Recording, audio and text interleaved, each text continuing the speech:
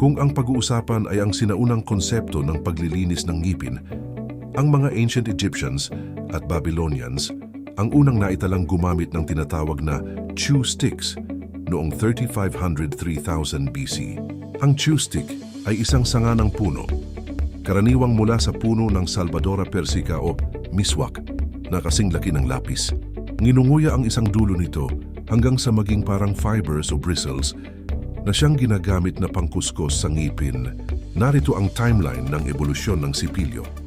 Ang modernong anyo ng sipilyo na may bristles o balahibo ay unang naimbento sa China noong panahon ng Tang Dynasty, taong 1498. Ang bristles ay mula sa matitigas na balahibo sa likod ng leeg ng baboy ramo at ang hawakan naman ay gawa sa buto o kawayan. Noong huling bahagi ng 1700s, isang lalaking nagngangalang William Addis ang nakaisip na gumawa ng sipilyo habang siya ay nasa kulungan. Gumamit siya ng buto ng baka at balahibo ng buntot ng kabayo.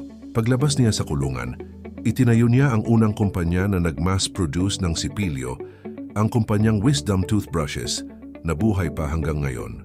Ang sipilyong ginagamit natin ngayon, na hindi na balahibo ng hayop ang bristles, ay unang ipinakilala ng kumpanyang DuPont noong 1938. Gumamit sila ng nylon para sa bristles.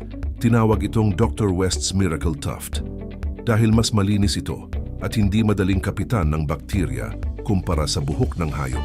Bago na imbento ang mga ito, ang mga tao noon ay gumagamit lang ng daliri, basahan o kaya ay pinaghalong asin, uling at durog na shell para linisin ang kanilang mga ngipin.